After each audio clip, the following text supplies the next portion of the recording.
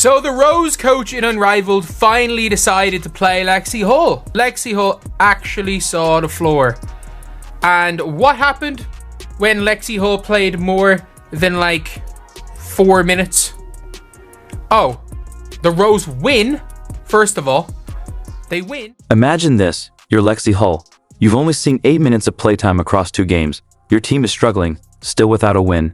As you watch from the sidelines, Angel steals the show, racking up double-doubles. But then, the moment comes, your chance to step in. You take it, and with a scorching 19-point performance, you dominate, leading your team to their first. And Lexie Hull goes 8 for 11 from the field and has 19 points, 3 assists, and 3 boards. 19, 3, and 3. She was the top scorer. This isn't just a comeback. It's a story of grit, strategy, and the kind of vindication that fuels future greatness. Lexie Hull proved, without a doubt, what happens when raw talent outshines empty stat padding. Her breakout performance may just hold the secret to unlocking the Rose Basketball Club's full potential. So how did she show Angel Reese that there's more to the game than just numbers? Buckle up, because we're diving in. Ready? Hull's really stepping up because she barely played those first 2 games. And I do think with her barely playing those first 2 games, I don't think she did anything wrong. Like I even said at the time where I'm like, it's literally just the style of play their coach is trying to play that didn't suit Lexie Hull. Remember when Lexie Hull was practically invisible on the court for the Rose Basketball Club? Yeah, that really happened. Let's take a step back to those first 2 games where Hull spent most of her time on the bench. She played a grand total of 8 minutes, 8, across 2 entire games. What's even more mind-boggling, while Hull was stuck warming the bench, her team was stacking up losses like they were going out of style. The Rose Basketball Club kicked off the season with 0 wins and 2 losses, and all Hull could do was watch. Christy Sides coaching, where she doesn't really want to play you, and no matter what you do on the court, it doesn't matter because your coach doesn't want to play you, and then eventually your coach figures it out and starts you and plays you 30 minutes a game and your team gets better. Here's the kicker. Lexie Hull isn't some unknown player trying to find her place.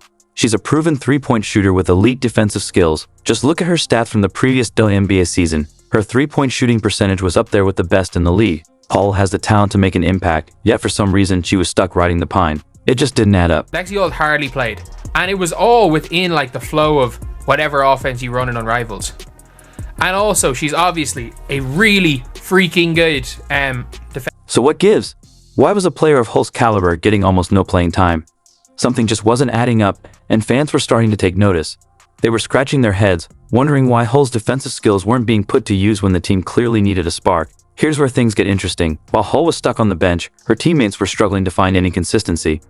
Multiple players were putting up double digits, but it still wasn't enough to translate into wins. The offense was clunky, and the defense had more holes than Swiss cheese. It was clear, something needed to change. Swiss cheese. As we've seen from Melissa Thomas, like the points that are like the point guards that are doing really well, or the point forward type things that are doing well in this, aren't really pick and roll players.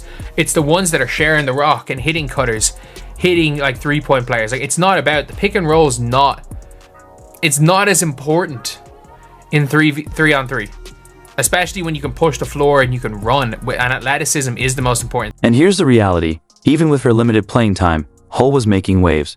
Fans and commentators couldn't help but notice her lockdown defense during those few precious minutes she was on the floor. It was like watching a highlight reel and fast forward, blink, and you'd miss her impact.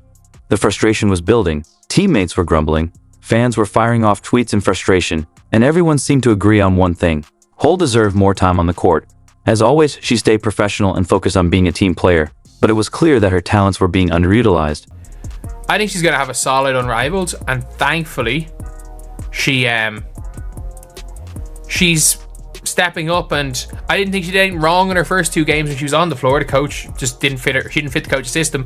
Thankfully, the Rose switched it up a bit. They won. So how did Lexie Hull go from bench warmer to game changer in just one night? That's the million-dollar question. Was it a sudden shift in strategy? Did the coach finally realize her potential, or did Hull somehow strike a deal with the basketball gods? We'll get into all of that in just a bit, but first, let's take a step back. Why was she benched in the first place? What led to her being sidelined despite her obvious skill set? That's where the story starts to get really interesting. She's back to mid-season form. She really is. She's absolutely delivering on that double-double. That's right. Points, rebounds, and of course, losses. Just in the same way that the Chicago Sky melted last year when her double-double streak started, she cost her team a game. Remember when we were all scratching our heads wondering why Lexie Hull was warming the bench? Well, it turns out she might just be the secret weapon the Rose Basketball Club needed all along. Let's break down why Hull's game is practically tailor-made for the 3-on-3 format, and why she could be the key to taking the team to the next level. First things first, 3-on-3 basketball is a whole different beast compared to the traditional 5-on-5 game. With fewer players on the court, there's a ton more space to work with. But this isn't just about having room to breathe, it's about creating opportunities. The pace is faster, the action is more intense, and every player has to be a threat on both ends of the court. That's where Hull's versatility shines. She can lock down on defense, hit crucial threes, and move quickly. Exactly what a 3-on-3 setup demands. They're saying, oh, she should have never went to Unrivaled. I still think, look, she's getting paid, what, 100 and something K? At least. Could be paid up to $250,000. Her, like, she's everywhere. Like, it's going to help her out. She drew the short straw with her team. The way the coach wants them to play is just not the way Lexie Hull is good. Now let's talk about Lexie Hull, because we all know she's a sharpshooter, right? In 3-on-3 basketball, that's like bringing a flamethrower to a water balloon fight. With all the extra space on the court, players who can consistently knock down threes and cut to the basket become total nightmares for the defense. And Hull? She's not just good. She's been among the best in the WNBA when it comes to draining shots from beyond the arc. But here's the thing. Hull's game isn't just about offense. In 3-on-3, your defensive skills are under a microscope. There's nowhere to hide when you're guarding your opponent one-on-one. And this is where Hull truly shines. Her lockdown defense is the stuff that keeps opposing players up at night. In a format where one-on-one matchups can make or break the game, Hull's defensive prowess is like having a secret weapon. She's just as dangerous on defense as she is on offense. And that's exactly what you need in the fast-paced world of 3-on-3 basketball. Not only that, she's been good. Like, the problem isn't that Lexie Hull has been garbage. Lexie Hull has played well. That's the weirdest thing, is that she's actually played well. There is one issue with Lexie Hull, which is why I think she's not playing, but I think she has actually played well.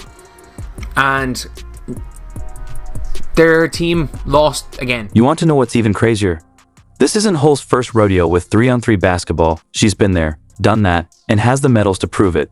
Hull has represented Team USA in international 3-on-3 competitions, bringing home some serious hardware. That kind of experience, it's priceless. She's no rookie when it comes to this format, and it shows every time she hits the court. Still not convinced?